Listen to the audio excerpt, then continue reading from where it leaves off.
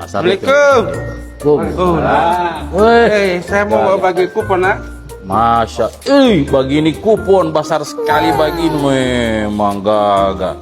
Apa ini? Ini kupon kurban yang saya bantar sama saya. Kita lauti. Iya, kita lauti. Apa lagi? Saya olo minta kupon uti.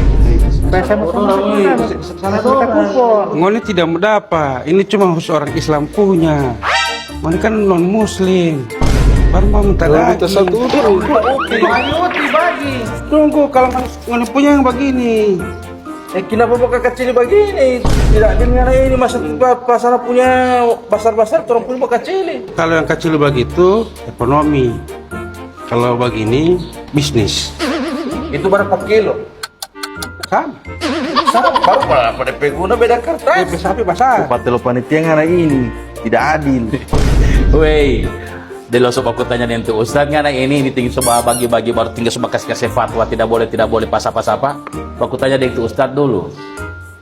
Assalamualaikum warahmatullahi wabarakatuh Pak Kabit. Waalaikumsalam warahmatullahi wabarakatuh. Pak Kabit, di Kanwil ini mau bawa potong sapi ya?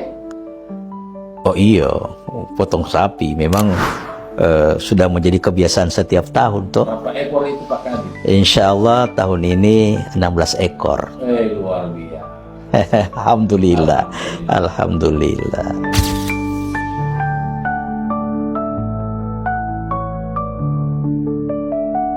Jadi begini, itu kurban karena ini dikelola oleh kepanitiaan. Kita kumpul uang dengan jumlah yang sama, kemudian kita serahkan kepada panitia, maka panitia berkewajiban untuk mengadakan sapi dengan total jumlah yang ada dan berapa kelompok yang tersedia berdasarkan uang yang terkumpul.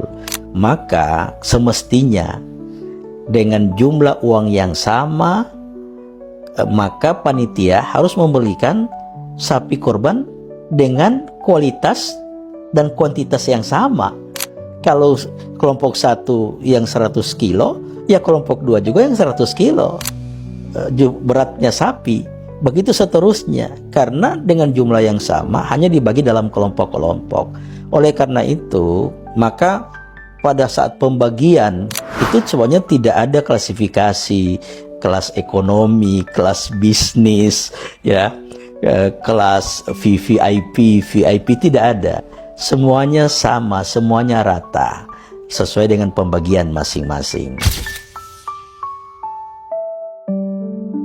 Jadi pada saat korban sudah disembelih kan harus dibagi, didistribusikan. Nah, pembagiannya itu sepertiga itu menjadi hak bagi pengkorban. Nah, kalau misalnya dalam satu kelompok berarti sepertiga itu milik satu kelompok.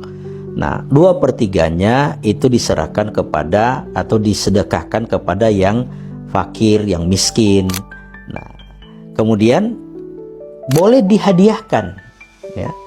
Boleh dihadiahkan kepada saudara, kepada teman, bahkan bisa dihadiahkan kepada non-muslim. Nah, bisa dihadiahkan kepada non-muslim.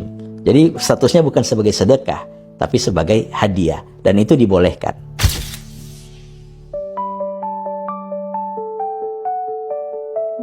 Jadi untuk hewan kurban itu tidak boleh sama sekali diperjualbelikan, ya, atau tidak bisa dijual seluruh apa yang bagian dari kurban itu, baik kulitnya, kemudian isi perutnya dan sebagainya, semuanya harus habis dibagikan,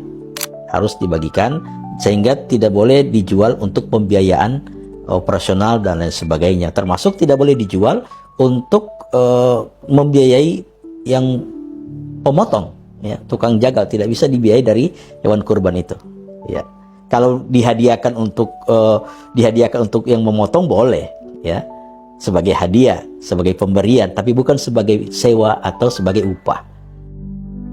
Mari kita berkorban dalam rangka mensyiarkan syariat Islam sebagaimana tuntunan Rasulullah Sallallahu Alaihi Wasallam, dan yang paling penting adalah berkorban itu adalah keikhlasan kita untuk berbagi kepada sesama dan keikhlasan kita menjalankan sunnah-sunnah dari Rasulullah Sallallahu Alaihi Wasallam.